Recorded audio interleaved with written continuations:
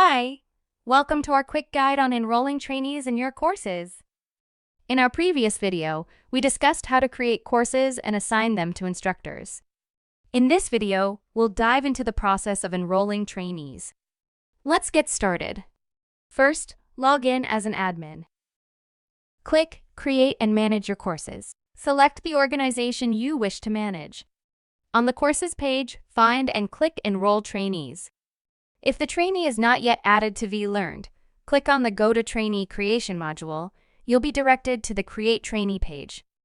Returning to the Enroll Trainee page, you can select the trainee you wish to enroll in the courses from the drop-down menu. You will then see a summary of the trainee's current mandatory and elective hours. Select the courses you want to enroll the trainee in. Remember, they can only be enrolled in courses marked as available. To be eligible for enrollment, the trainee must not already be enrolled in the course.